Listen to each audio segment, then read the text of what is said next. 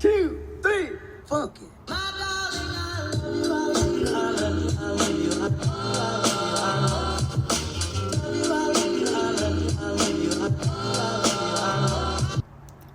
Do you think in 23 years things will be different for you in your life? This is a very broad question, but if you were to ask anyone this, then they'd probably say yes. Today we're going to be discussing journalism and its progression from the 2000s to now, 2023. Hello and welcome to my podcast. My name is Paige Johnson and I'm currently majoring in journalism at the University of Colorado Boulder. For this podcast, I will be adding excerpts from an interview I did on this same topic with my journalism teacher, Dr. Christine Larson, Assistant Professor of Journalism at the University of Colorado Boulder. I've been interested in journalism since I was a little kid. I dreamed of being a reporter for a newspaper who'd look for justice and truth in everything. However, now that I'm studying the subject at college, I realize just how wrong I had been in my thinking. Technology, along with many other factors, have caused journalism as a whole to change and mold with the times. So does this mean technology has affected the way journalists get and report information? Yeah, definitely. So reporters now are supposed to be able to report in all media. So, I don't exist anymore. I was a print journalist. I write for a living. I wrote for a living. But now, if I were a journalist, I would have to be equally skilled in writing, in video, in audio, and in promoting myself on social media. Because it's all online now. Mm-hmm. Yeah, and again, you're expected to be able to produce across media. So to be a journalist in 2023 versus the 2000s means to be technologically savvy. You must understand how to use social media in order to produce news now. Now, just because you need to use social media to produce news, it doesn't necessarily mean it's a bad thing. Plenty of journalists actually think that the advancements in technology have helped to make their job easier. According to a survey done by the Pew Research Center, they asked about 11 social media sites, finding that fully 94% of journalists use at least one of them professionally.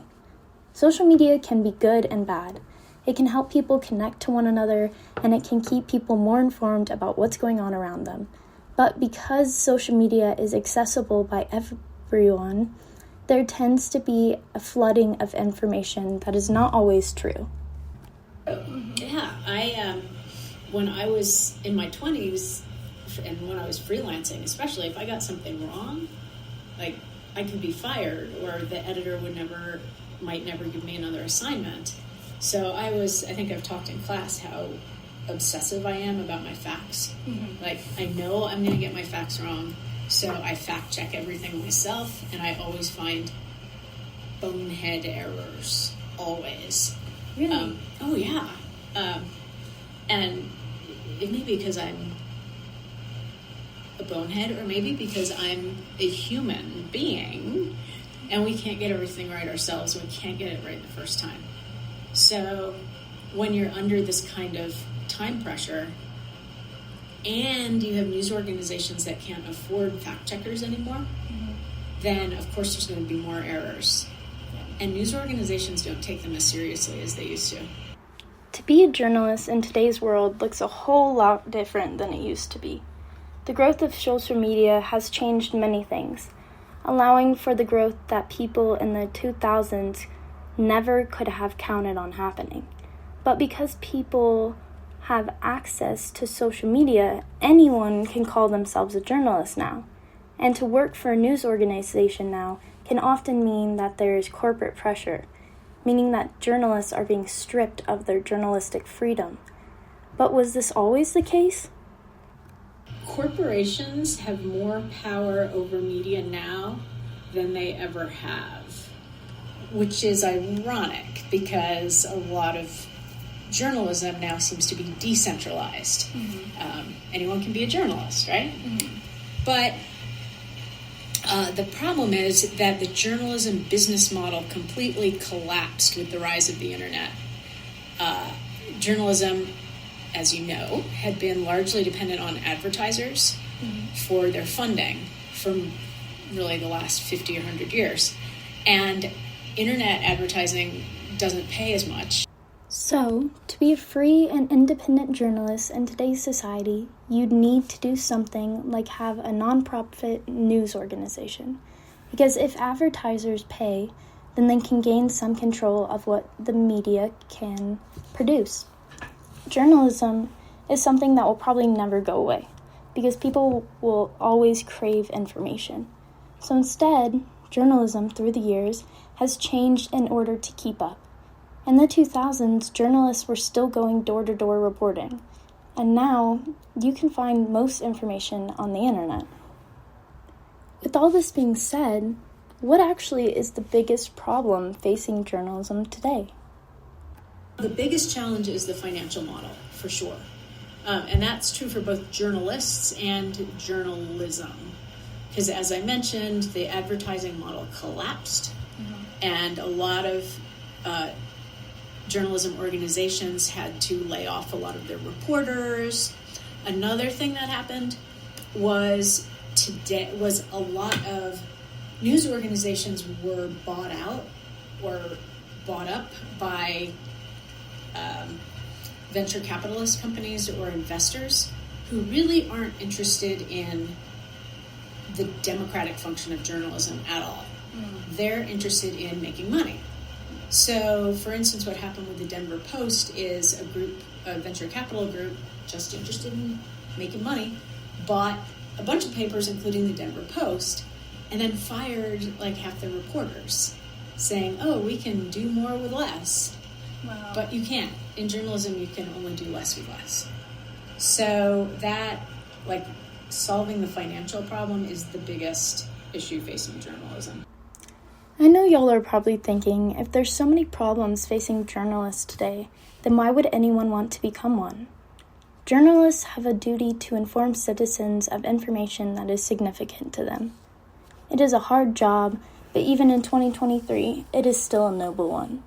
Trust in the media is so low, and without ethical, independent, transparent journalism, we, the people, have no way to know what's really going on in society. And that serves people in power, not people without power. So the pursuit of truth and accuracy is more important than ever. Though there is a long road ahead and it will be difficult, I still aspire to become a journalist. I spent all semester researching journalism and all its changes through time. But journalism is still needed now just as much as it was needed back then. One last thing that has changed about journalism is the type of people that are allowed to do the job. Journalism used to be very difficult to get into for people other than cis white males, but it has become more inclusive because through the years society pushed for more opportunities. I mean, there's been a push for that for a long time, 20, 30 years. And there's organizations like the Journalism and Women's Symposium, JAWS, which was formed 25 years ago just to advance women in journalism. So it's less like it used to be bad, and then we all woke up and now it's better. It's more like there've always been these pushes and pulls for how we should represent society. In the end, I think journalism is all about pushing and pulling. Things change, and the people that follow that change are usually journalists. This topic means a lot to me because in the United States and all around the world, people in power continue to keep secrets from the citizens that they are supposed to watch over. I want to become a journalist because I believe the more transparent we are with each other, then the less ammunition people in power have against us. To be a journalist is to hold the power of information in your hands and dispense it in a way that helps others understand what is going on behind the scenes. In order to grow in this world, people need to be armed with correct and unbiased information. Truth, verification, and transparency are the keys to journalism. Just like my journalism teacher always says, if your mom says she loves you, then ask her why. Thanks all for today. I hope that you found my podcast interesting, but if not, thanks for listening anyway. Have a great day.